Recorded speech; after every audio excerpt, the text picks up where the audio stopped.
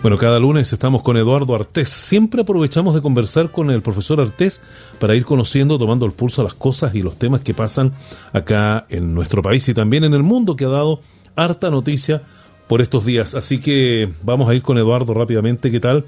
Buenas tardes y bienvenido al programa. Muy buenas tardes, Luis. Mira, para empezar, si me permites, mandarle un saludo a todos los colegas, ya que el día del profesor. Muy bien. ¿Ya? Un saludo fraterno a todos ellos y la consigna que hemos tenido siempre los maestros, los profesores. ¿Ah?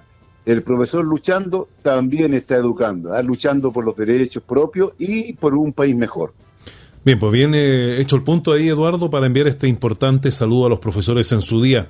Yo creo que nadie en Chile se podría restar un saludo a los profesores, porque todos fuimos educados por algún profesor o profesora en alguna escuela, ¿no?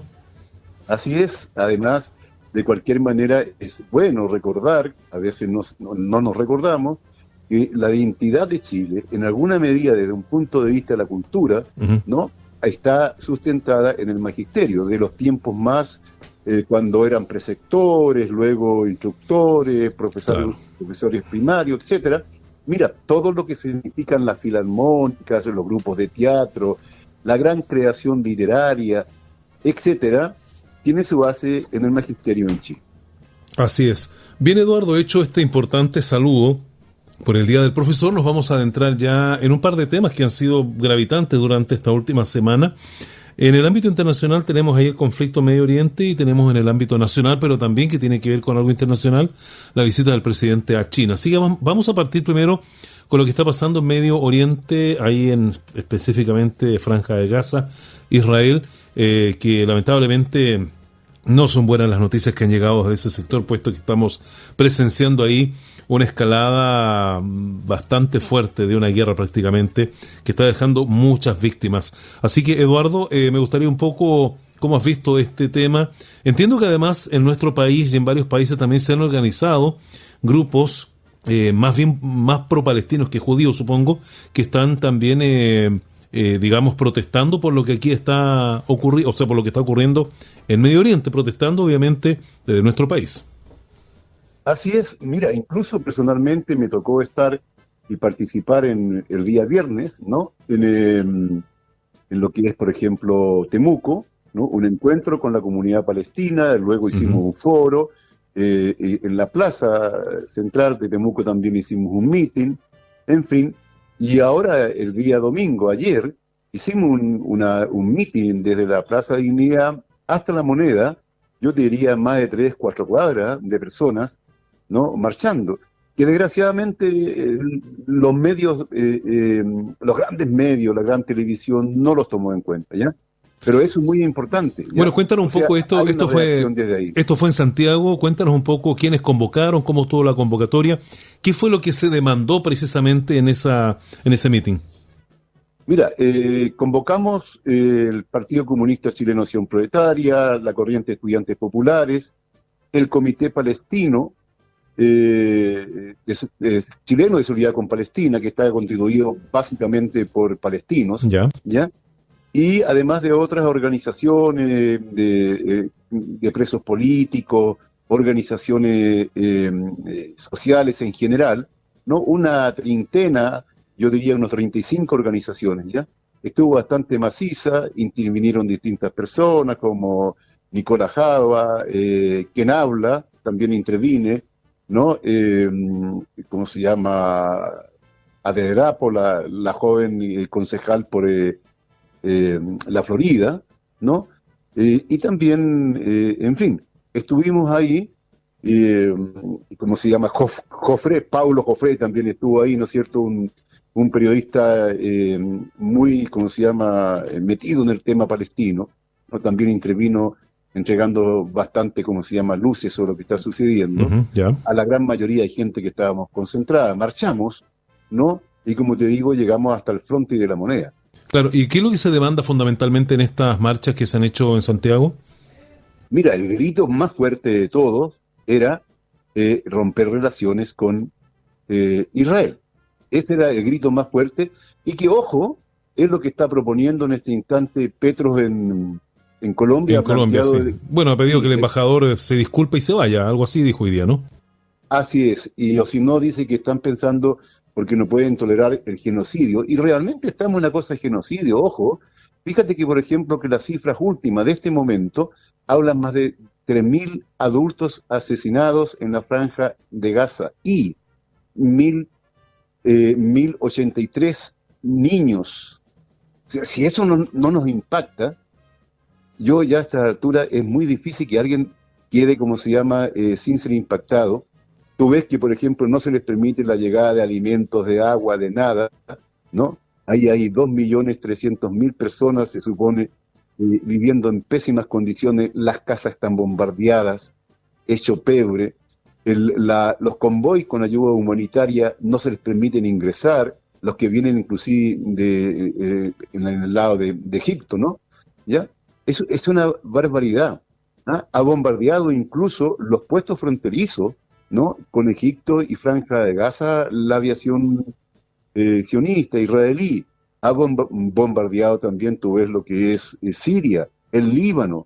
Es decir, esto se está extendiendo a todos lados. Estados Unidos ha instalado 2 portaaviones porque temen, ¿no es cierto?, que sean bombardeados los aeropuertos en Israel, claro, y que quede la aviación israelí sin posibilidad de colocar sus aviones, digamos, para bombardear y no puedan despegar.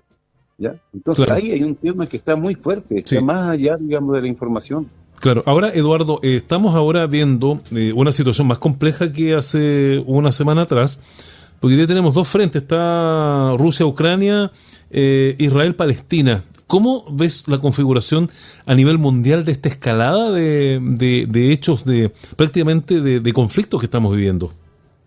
Sí, y tú los que has nombrado, además está ahí a punto, porque los serbios no tratan de, ¿cómo se llama?, de que no explote el conflicto que está con la base que tiene la OTAN en Kosovo, Ya. ¿ya? Que no es una cosa menor. Y lo que dice en relación con la península de Corea es una cosa latente que en cualquier momento también va a estallar. Y eso va a cambiar el curso a nivel mundial y ahí vamos a estar de lleno ya metidos en una tercera guerra mundial. ¿Ya? Es decir, de esta gravedad es. Mira, yo quisiera llevarte a un tema que sobre lo mismo, ¿no? Que se escuchaba en la televisión, las explicaciones de las alzas de precio, las explicaciones de las alzas de precio Sí, en del los dólar, de combustibles, algunos productos y esas del cosas lo dólar. aducían a este conflicto en el Medio Oriente.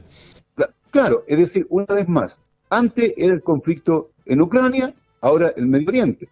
Pero esto nos habla del tipo de economía que tenemos, porque no tenemos soberanía energética ninguna, ¿no? No tenemos soberanía alimentaria, no tenemos soberanía de ninguna de aquellas cuestiones que son tan importantes para que un país sea soberano. O sea, si no tenemos energía y no tenemos alimento, estamos realmente en el peor de los mundos. Ojo, en esta situación internacional, porque yo te digo, explota la cosa en Asia, ahí ya aquí no se puede vivir, porque viene todo de Asia. Claro. Ahora, ¿Sí? Eduardo, sí, pero yo te quería hacer un alcance. ¿Cómo nos relaciona a nosotros lo que está pasando en la franja de Gaza con que en Chile se produzcan alzas, por ejemplo, en el dólar? Bueno, es comprensible por el tema internacional, pero que, por ejemplo, lleguen productos más caros de estos de consumo habitual en Chile. ¿Por qué nos pasa eso? Bueno, se supone, bueno, lo primero es tener claro, digamos, que no producimos acá. Esa es la primera cuestión, ¿ya? Porque si se produjeran acá tanto a nivel de alimentos como de amplio consumo, diversos productos, simplemente esto no nos afectaría en la medida que nos está afectando y que nos podría seguir afectando aún peor. ¿Ya? Esa es la primera constatación. Lo segundo es que, claro, los buques, los barcos de gran tonelaje se mueven con petróleo. ¿Ya? Indiscutiblemente eso significa un alza en el transporte. Pero además el transporte interno del país se mueve básicamente con petróleo, ¿no? Y ahí está todo el tema, ¿no es cierto?, de los trenes, de la necesidad de tener línea férrea en todo el país, de tener más electrificado todo, ¿no? Y ahí estaríamos también teniendo una cierta seguridad energética que nos permitiría capear, ¿no?, en alguna medida este problema económico tan fuerte que deriva justamente de que los países productores de petróleo hoy día pueden estar complicados, porque tú has de entender que, por ejemplo, Irán, que es un gran productor de petróleo, es justamente uno de los involucrados en esto y que podría un rato más estar involucrado mucho más. Y si el Golfo ahí no pueden pasar los barcos y vemos el problema enseguida con Arabia Saudita, etcétera, etcétera, y nos vamos a complicar a nivel impresionante. Sí, sí, es un análisis bien duro lo que tú haces respecto de la situación internacional, cómo golpea a nuestro país. Bueno, aparentemente lo que pasa en el Medio Oriente no tiene una salida todavía. Vamos a tener que seguir probablemente viendo estas lamentables escenas que estamos precisamente recibiendo desde la Franja de Gaza, donde los civiles son los que están pagando mayormente las consecuencias del conflicto. Así es, y yo creo que claramente estamos en el inicio del fin de Israel, ya tal como lo conocemos, ¿no? Lo que ha sucedido allí ha sido con un grupo que está en el gobierno y en el poder, que ganó inclusive las elecciones, un partido que es legal dentro de Gaza como Hamas, independientemente que uno tenga una concepción filosófica tal o cual. Pero lo cierto que ellos golpearon muy duramente al ejército israelí. Hay en este instante noticias, ¿cierto?, que una gran cantidad de reservistas no quieren participar en la guerra y están todos arrancando de Israel. Y no solamente arrancando hacia Chile, Argentina, Bolivia, Perú, a toda América Latina, hacia Estados Unidos, etcétera, porque son muchos jóvenes de ascendencia o de origen extranjero, porque Israel entero es de origen extranjero. ¿Te fijas? Entonces ya no hay casi vuelo posible que pueda estar sacando a toda la gente que se quiere ir. Ese es un tremendo tema y ahí estaríamos frente a un cambio de la realidad del propio Israel. Sí, hay un tema ahí que te lo quería consultar, Eduardo, la semana anterior cuando esto partió, pero no lo tocamos. A ver si tú tienes algún antecedente, tú siempre tienes algún antecedente por ahí que nos pueda ayudar un poco a entender el tema. ¿Cómo es posible que a la inteligencia más preparada y que tiene más apoyo en el mundo se le haya pasado precisamente este ataque, hayan demorado en reaccionar y finalmente ya cuando reaccionaron prácticamente los que habían entrado a Israel, ¿no es cierto?, habían ya completado su misión prácticamente? Porque yo entiendo que la Franja de Gaza, los israelitas lo tienen, pero prácticamente monitoreada milímetro a milímetro, y para lanzar esa cantidad de cohetes que hicieron, tiene que verse algún movimiento. ¿Qué crees tú que pasó? ¿Falló completamente la inteligencia israelí o simplemente lo ocuparon como excusa para lo que estamos viendo ahora? Mira, yo creo derechamente que la soberbia los lleva a algunos a creer que están en la impunidad. Entonces, ese gran poderío militar, hay que entender de que Israel inclusive abastece el ejército chileno y a carabineros y a investigaciones desde gases lacrimógenos hasta los carros y etcétera. Ojo, las balas, qué sé yo. Así que tiene una gran capacidad militar. Esa soberbia lo llevó a subestimar al máximo lo que pasaba en los milicianos, como se llama, en la Franja de Gaza. Y hay que entender que los milicianos incluso en parapente, cuando van volando, ¿no?, para no meter ruido, se impulsaban y luego iba uno atrás peladeando con pedales, ¿ya?, para no ser, como se llama, sorprendido. O sea, con un grado de inteligencia, de aplicación y con métodos muy rudimentarios que no pudieron ser, como se llama, ni siquiera detectados por la inteligencia israelí. Solamente los cohetes podrían ser detectados y que fueron detectados porque tienen un escudo que le llaman, escudo que por lo demás se satura ya en un momento determinado porque no tiene la capacidad y eso permitió el ingreso de varios cohetes. Claro. ¿Ya? Entonces, ese es un temazo y yo creo que esto demuestra que Israel no es impugnable como se presenta hacia el mundo. Es totalmente derrotable. Entonces, hay que entender, es vulnerable entonces. Absolutamente. Mira, la otra organización que está en el Líbano, Hezbollah, sí, ayer, anteayer, ocupó 5 puestos militares israelíes, ¿no?, destruyéndolo. Entonces, hay una cuestión que está demostrando, ¿no es cierto?, que no es verdad que son los impugnables. O si no, Estados Unidos no tendría por qué estar mandando portaaviones. Ahora Inglaterra acaba de decir que también va a mandar Fuerzas Armadas y portaaviones. O sea, esto empieza a mostrar un Israel débil, un Israel sin capacidad y más bien confundido. Claro. Bueno, Eduardo, vamos a dejar, ya son las 5:22, un poco de lado este tema para ver si lo seguimos analizando la semana próxima, porque hay otro tema que queremos hablar hoy día y es que tiene que ver con la visita de Gabriel Boric a la República Popular de China. Tú habías reclamado en programas anteriores que el presidente se había alejado de China y que estaba buscando amigos por otro lado, pero hoy día lo vemos en China. ¿Qué te parece a ti o qué expectativas te genera esta visita del presidente a la República Popular de China? Mira, espero de que realmente, como la mayoría de la forma de actuar de China, que tiene este sistema que ellos le llaman ganar ganando, ganas tú, gano yo, sea así y no se vaya a pegar una voltereta el presidente Boris de vuelta, ¿no?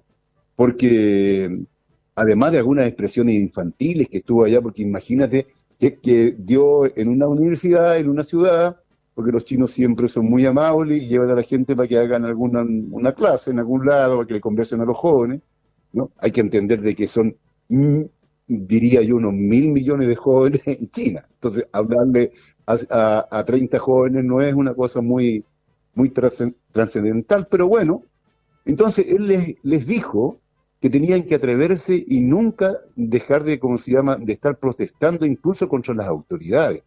Ese es una cosa pocas veces vista, que un mandatario extranjero va a un país y le dice a la juventud que proteste contra las autoridades del país.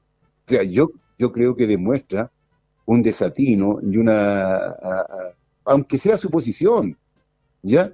O sea, realmente es una vergüenza. Pero hay una cosa interesante.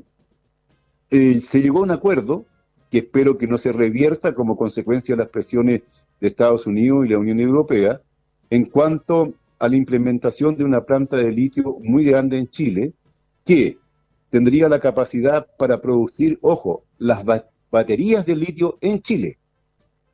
Esto es trascendental porque golpea en la cara incluso a muchos economistas y a la propia Sokimich, que decía que era muy caro, era imposible, como se llama, antieconómico, ¿no?, producir las baterías de litio en Chile, dado que los autos no se producen en la cercanía, sino que se producen en Asia, qué sé yo, entonces por eso las baterías tienen que construirse allá y llevarse el litio en bruto para allá. Esa era la justificación que había, pero con esto se cae de bruces. Ya se había caído porque hay una producción de baterías de litio en Bolivia, ¿no? Pero aquí seguían insistiendo para no industrializar el litio, ¿no?, en el hecho de que simplemente era muy antieconómico, ¿ya?